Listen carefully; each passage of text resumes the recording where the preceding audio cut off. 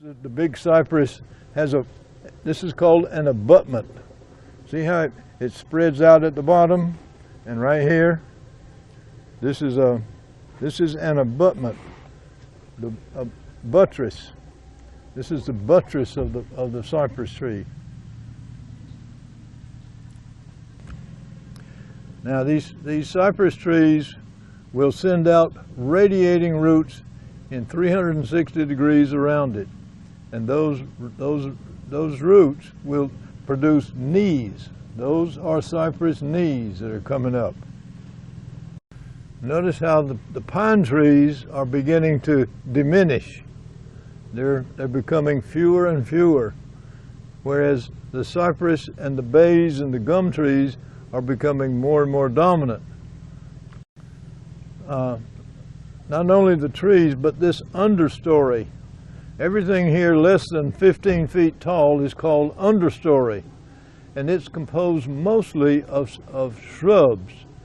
Shrubs that, like Lyonias, soapbush, featherbush. There's about 89 shrubs in our swamp. Over here we see ferns. We see big cinnamon ferns right here, and the cinnamon ferns are producing spores right now. Right now you'll see they're producing cinnamon colored ferns coming up out of the soil.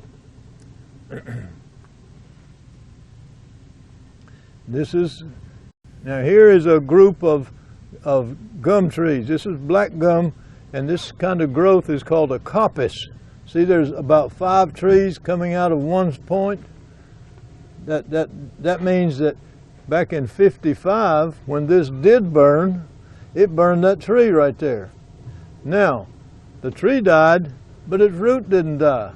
And guess what they did? They send up shoots. So now, where there was 1 tree in the beginning, now there's 5. And you'll see lots of that out here in the swamp. It's called coppice growth, C-O-P-P-I-C-E, coppice growth. Here's some of the bay trees here. The bay tree, this one is an evergreen, but it's tardily deciduous. Its leaves will shed. Occasionally one will turn yellow. A week or two later it'll turn orange, and then finally it'll turn red, and then it will form an abscission layer, which will cause it to fall off. But it has to go through those phases before the leaf will fall off. Otherwise the leaf just stays on there. If you cut off, and that's what I had laying on the table back in the classroom, was I had some leaves that are still attached to the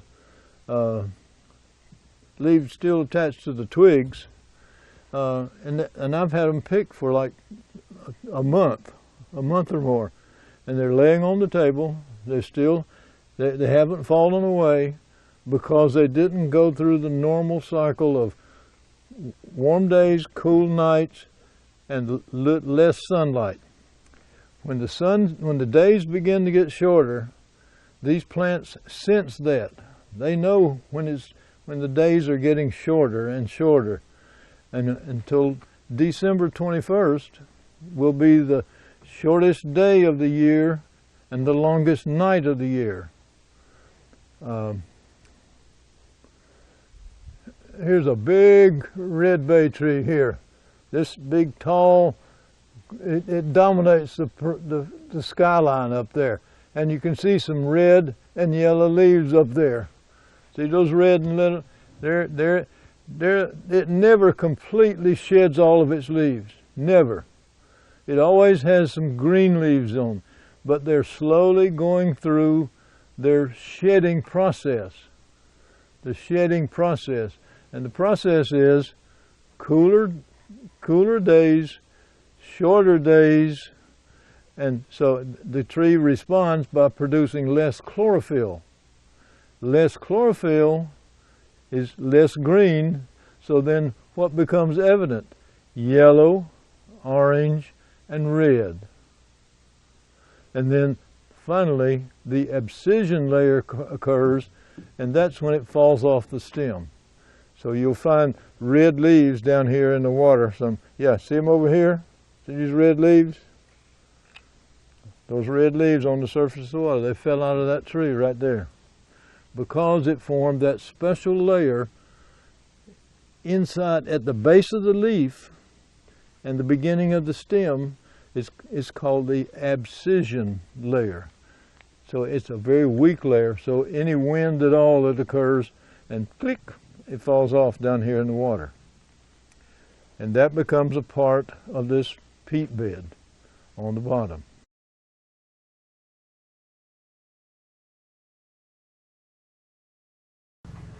Now we're going to enter the edge of the forest. We're entering the edge of the forest, and up here we're going to have a mixture of hardwoods and softwoods. Hardwoods, the black gums, the sweet gums, the bay trees, and occasionally a pine tree. And as we get out here into the water now, we begin to see cypress trees. There's a cypress tree. And overhead, you can see there's two kinds of trees in here, deciduous and non-deciduous, evergreens. And cypress is a contradiction. It's a deciduous evergreen. It's a deciduous evergreen plant that loses its leaves.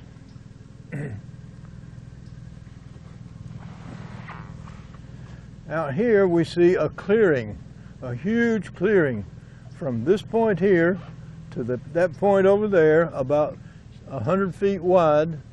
This was a clear cut. The purpose of this clear cut was to serve as a barrier to wildfire. In 2007, when the fire was coming this way and it got close, the forestry people came in and the firefighters, and they cut a swath 100 feet wide to stop the fire from going into the park, because it burned a lot of stuff. It burned over 600,000 acres. Here's one of our larger trees in the swamp. This is a bay tree. This is one of the three bay trees here. This is a I'm sorry, I can't tell what this is right here. The sun's in my eyes here.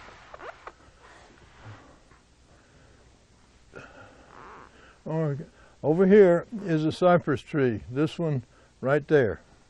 Right there is a cypress tree. And if you look at the top, it's barren. There's almost no leaves on it at the top. And what few are gold and yellow. So they're about to fall off.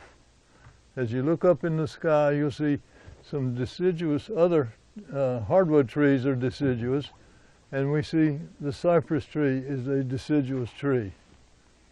Coming to here, we're going to turn to the right, and on your left will be a gator nest, an alligator nest. That nest has been here for a number of years now. I don't remember how long it has been here, but it is still being used. That's it right there, yeah. This old female, and her den is right behind us. Right back in there is her den. That's where she is probably right now. But this is her nest. Notice, come on up so he can get this. Notice it's about 7 or 8 feet wide. It's about 2 or 2.5 feet high, and it has to be above high water. It always has to be above the high water. Those eggs would drown in high water. So it has to be higher than the highest high water line in here. The nest is composed of whatever debris, moss, leaves, twigs, peat, limbs, whatever she can find, she'll pile up there. And when she gets enough, and she thinks it's okay, she'll sit on it and lay in her eggs. They usually have 2 or 3 deposits. They usually don't put all their eggs in one basket. They put it in several. Some think that is an interpretation of a deterrent, or as a false nest. I have never found a false nest. This one always has the eggs in it. She had, how many did she have this year, Alan? We counted 40 at one time when we came around here. Yeah. On the side of that nest, yes, sir. Wow, 40. That's a very successful hatching. If all 40 of those lived, think what it would be like around here. So what happens is almost everything eats small gators. Big fish, we even have a big frog that'll get small gators. The bullfrog, he will. Possums, raccoons, turtles. There's even turtles will eat these little ones. Birds, hawks, owls, egrets, herons, great blues, lots of things, and snakes will of course eat them. It's just a picnic for any predator. Out of a nest of 40, probably 1 or 2, maybe 3 will make it to maturity. The maturity is anything over 10 feet. When they become about 8 to 10 years old, then they become sexually active, and the females always have to leave. Mom she won't tolerate anybody hanging out, because by the time they are 2 years old, she has already cleared her system of all the hormones, and her normal hormonal pattern begins to be reestablished. And instead of looking at these little darlings over here, there's my 40 little babies, she might see 40 snacks. And so she would probably consume some of them if they hung around. So it's best thing for them to get up to about 1.5 or 2 years old and leave. The trail turns to the left and the right here. We're going to the right, but the trail to the left goes all the way to the Swanee River. And it goes out the south end of the swamp and down to the Gulf of Mexico. I've made that trip several times, all the way to the Gulf. Spend the night in the swamp, spend the night under a bridge down at Fargo, spend the night down at White Springs, and further on down the river. We want to stop here. We want to go out there. We want to go out on the boardwalk here. In the early days of the swamp and of the park, they didn't have these nice motors that we have today.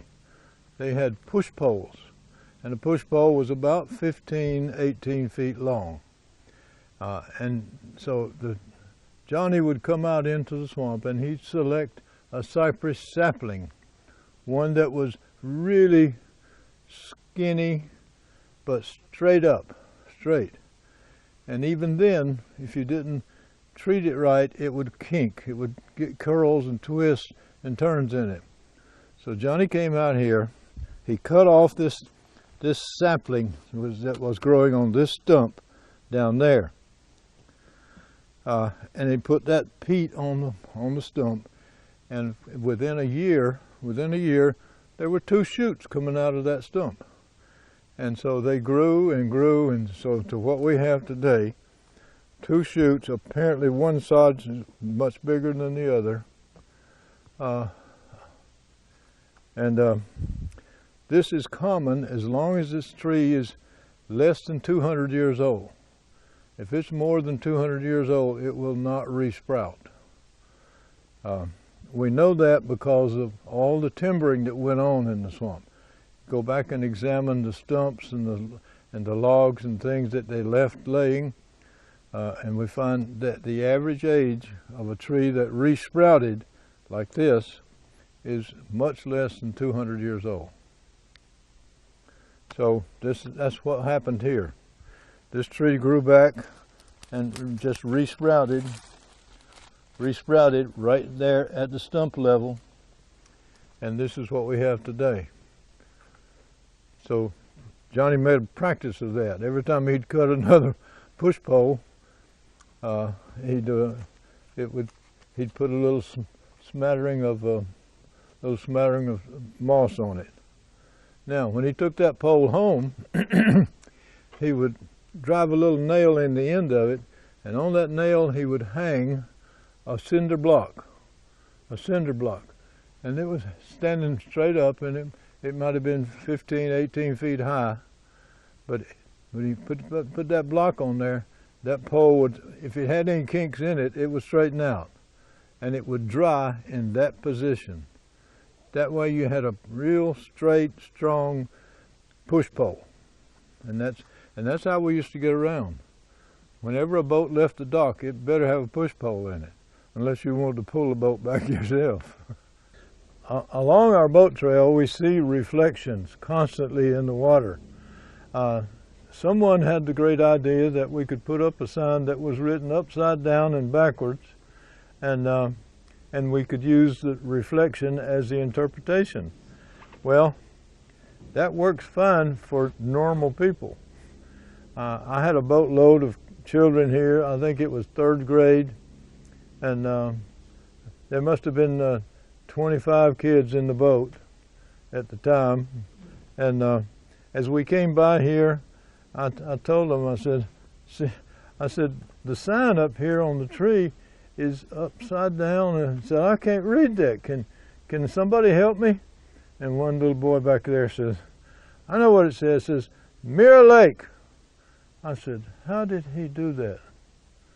Teacher said, oh, I forgot to tell you, he has dyslexia, and he sees everything different than what we do. And he immediately said he reads with a mirror.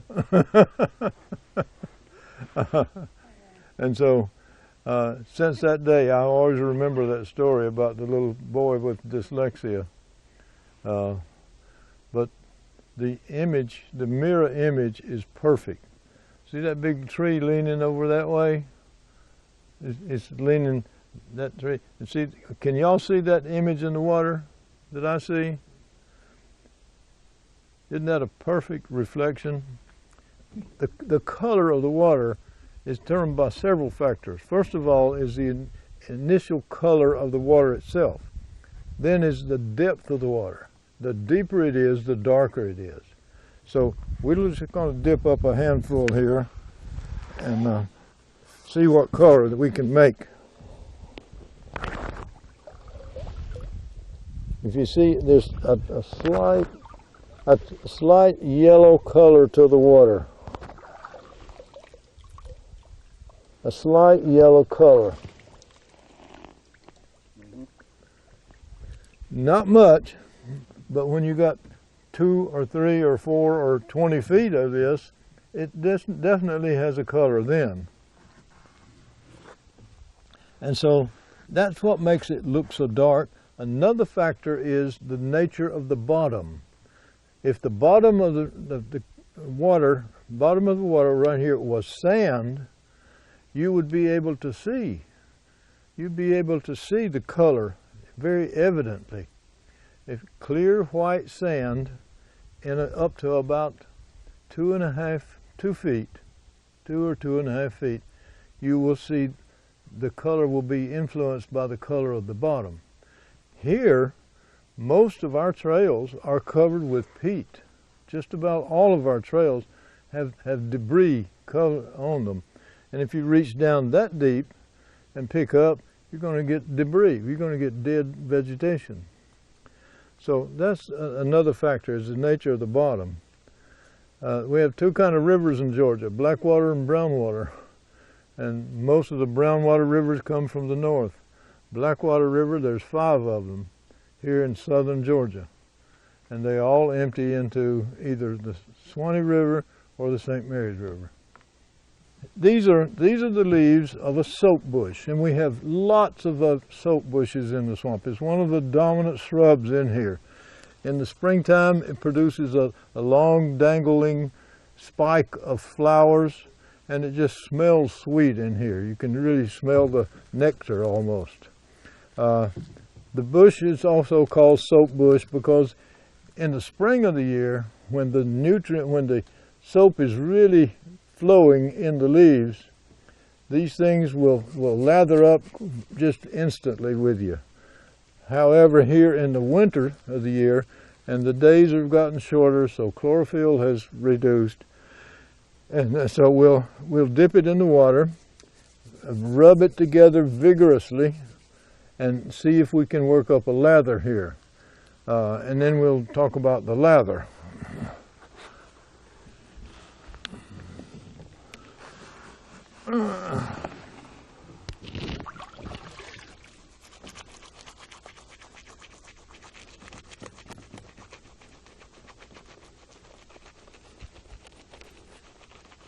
Yeah, we're getting some lather. See this? Or can you?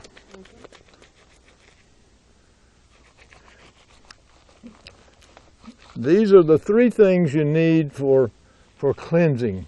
You need a deodorant, you need an abrasive, and you need a soap.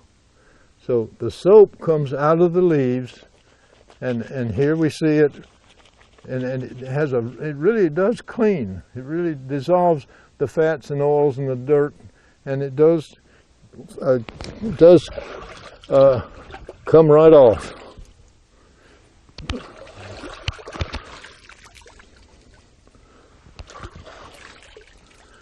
Okay.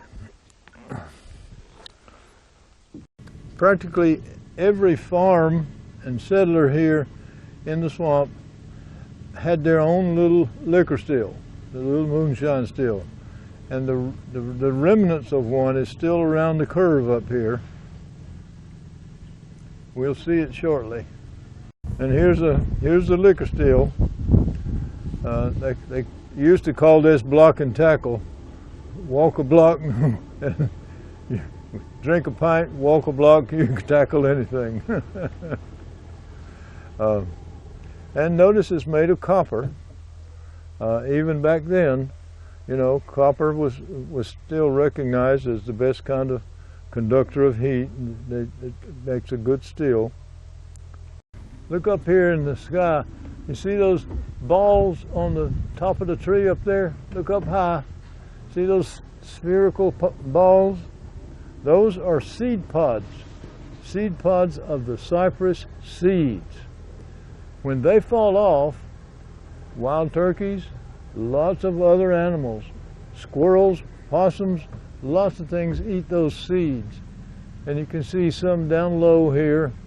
And usually the male flowers come out early in the spring, in February, January and February. And then the female flowers are right out on the end of the twig. And so what you're looking at up there is the end of the growing twig where those spherical seed pods are located. There's three of them there. These fellows have been around here for several months now. Those look like they are about 4 years old, maybe 4.5, 5, 4.5, 5 years old right here. Yeah. Push him up so he can get a good shot of that.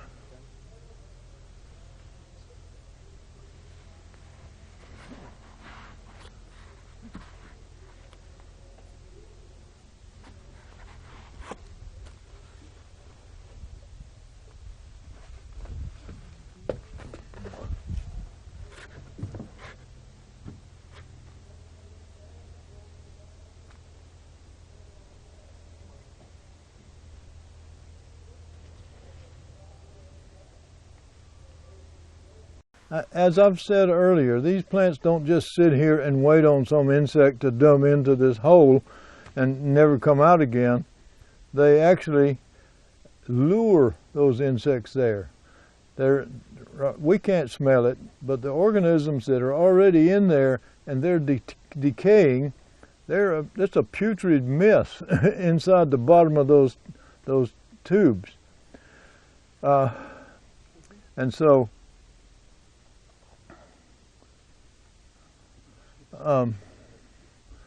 so it's the odor. Also, there's a lure, there's a bait on the outside edge of the plant, right where the hood comes over, right here, right down there is a ridge all the way to the ground. And that ridge secretes nectar. Nectar is sugar. Sugar crystals in that is like breadcrumbs in the forest. It leads any insect, particularly ants, up that trail all the way from the ground, all the way to the top, and to that slippery lip at the very top. That's where they fall in.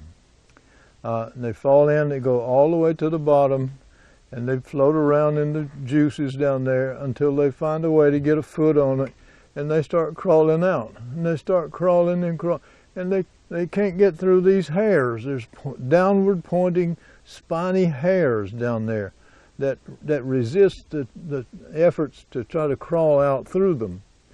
Well, the bigger insects can do that. They just crawl right over them. But then he comes to something called wax. There's a layer of wax on the inside of that tube, and he gets wax on wax. He's got hooks on his feet, little scales of wax come off, and he gets wax on wax, and he slips back to the bottom. If he's strong enough to overcome both of those, then he's off on his way again to try to get out. And he goes up almost to the top, and he says, I see those windows. I see the light up there. I see the light. Shine the light on me, it says.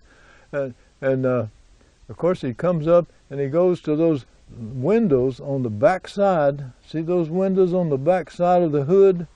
There's some white spots that are translucent. They allow light to come in, but they do not have openings.